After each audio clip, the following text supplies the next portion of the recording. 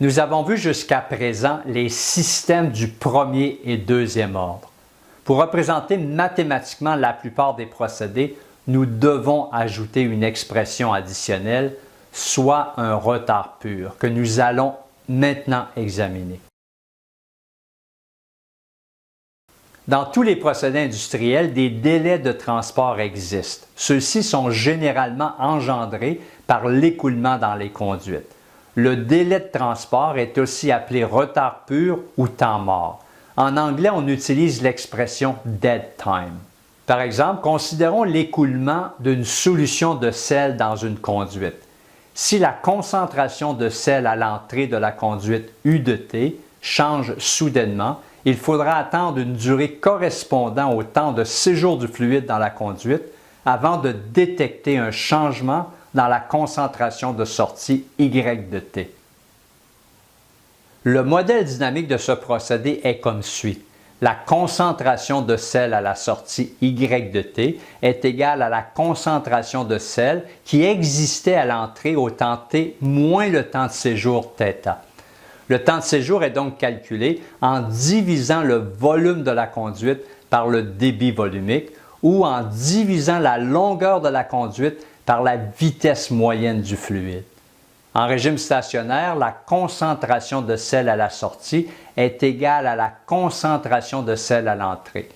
En soustrayant, comme nous l'avons fait pour les systèmes du premier et deuxième ordre, l'équation en régime stationnaire de l'équation dynamique du procédé, nous obtenons l'équation définie en variable de déviation, soit Y de T est égal à U de T moins θ. En prenant la transformée de la place de l'équation représentant le retard pur, nous obtenons Y de S est égal à E à la moins θS fois U de S. La fonction de transfert d'un retard pur Y de S sur U de S est donc égale à E à la moins θS. La fonction de transfert du retard pur sera également utilisée en combinaison avec les fonctions de transfert du premier et deuxième ordre afin de représenter la dynamique des procédés complexes comme nous le verrons prochainement. Un exemple d'un procédé modélisé par un retard pur est une courroie de transport qui achemine un solide de la sortie de l'alimentateur à la chute du solide. Le temps requis pour acheminer le solide est le retard pur du système et c'est la seule composante dynamique affectant cette partie du procédé. Un autre exemple de retard pur fréquemment rencontré en industrie est le chromatographe. L'injection a lieu au temps T et le résultat de la mesure des concentrations est disponible au temps T plus θ. On rencontre souvent le procédé ci-dessous pour la production de polymères par voie radicalaire. Il est composé d'une unité de mélange des réactifs et d'un réacteur, connecté par une section de tuyau de longueur non négligeable. Pour trouver le modèle mathématique de ce système, il faut modéliser chacune de ses composantes et inclut la conduite qui sera représentée par un retard pur. Ainsi, nous obtiendrons la fonction de transfert du prémélangeur, de la conduite et du réacteur.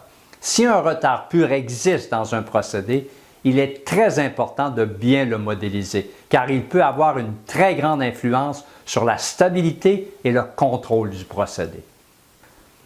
Les procédés chimiques sont souvent d'ordre élevé, c'est-à-dire supérieur à un deuxième ordre. Par exemple, 3 réservoirs en série se comportent comme un système du troisième ordre.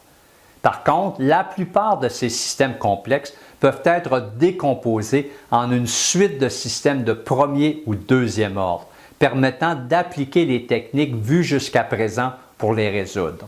De plus, nous verrons au chapitre suivant portant sur l'identification des procédés que le comportement dynamique des systèmes d'ordre élevé peut être approximé adéquatement par un des deux modèles suivants, soit un premier ordre avec retard pur ou un deuxième ordre avec retard pur.